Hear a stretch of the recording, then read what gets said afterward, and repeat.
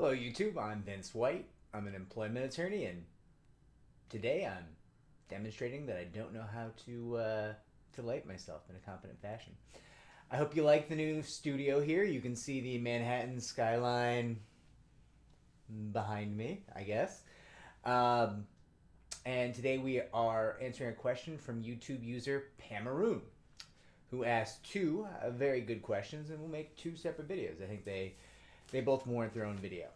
So the first question was, what are the tax implications of an employment discrimination or an employment sexual harassment settlement? It's a lot. I could talk for hours. We could bring in CPAs and tax attorneys and IRS agents and talk for hours on this topic.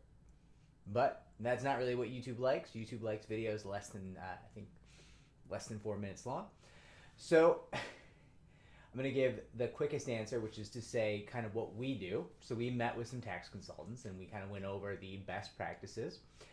And what it comes down to is they told us, listen, the IRS hunts for these settlements now. People used to try to put 100% of these settlements on a 1099. That was something we were doing for forever.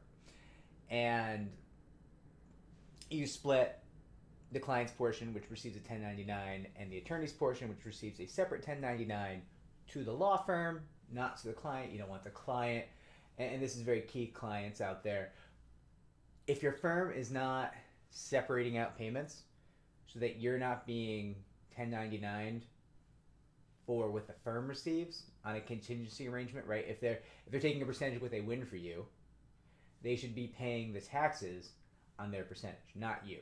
Now, there's ways to deal with it if that didn't happen, and your accountant, your tax consultant, whoever you're working with can deal with that. But ideally, it will save you some steps, save you some grief, save you some issues with the IRS or a state taxation authority if they're able to split the two out, right? So right off the bat, get the attorney's fees out of it. That's not your problem as a client. Now, the next part is there's economic damages.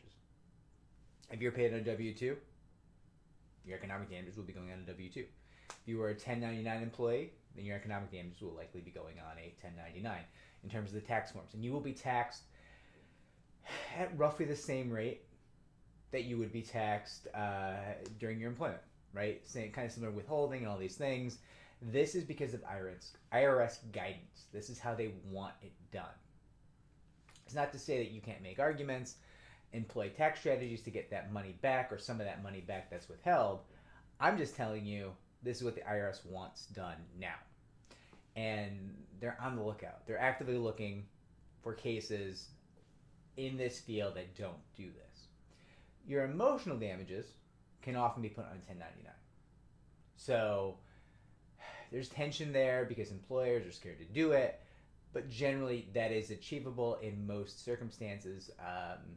Although it's becoming less and less achievable as the days go by because the IRS is getting more and more fussy about these settlements, right? For a long time, we were getting away with some really delightful tax strategies as advised by professionals in that field. And again, I'm not a tax professional, I'm not a tax attorney, not an accountant, not a CPA. I don't even work at H&R Block. They wouldn't have me, okay? So these are rough recountings of what we learned from tax professionals, and we sat down and paid them to give us tax strategies for our clients. And this is what we do, and we kind of check in every year to make sure this is still best practice, okay? So yeah, you're going to be taxed on your settlement. Anyone who tells you differently is a liar. Just a liar. They're just straight up lying to you, okay? And that's something that happens, right? Clients call us up, hey, why did I get taxed on my settlement? Oh, because you voted for people who said that you had to be taxed on your settlement. Well, this other attorney says I shouldn't have been taxed a dime. No, she didn't. No, that's what she said. Not what she said, or she lied to you. Well, she's amazing. Okay, then she didn't say it.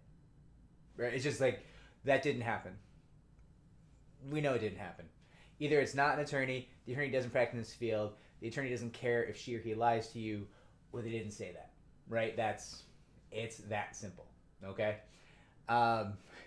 Those were always really fun calls. Well, I talked to 13 attorneys, and they all said that I shouldn't be taxing my settlement. False. All right, you calling me a liar? Not calling you a liar. I am saying the thing that you said wasn't true. You didn't speak to 13 attorneys who said that to you, or at least they weren't employment attorneys. Always key. So I'm going to end this poorly lit video, and I hope that this answers your question, Pamaroon. Like and subscribe. It helps me to help more people just like you. And I will answer your other question, I think tomorrow. Or, I mean, probably tonight I'll be answering it, but I'll be uploading it tomorrow if I can figure out why it's so dark, why I'm so poorly lit. And do comment down below. It helps me to help more people just like you.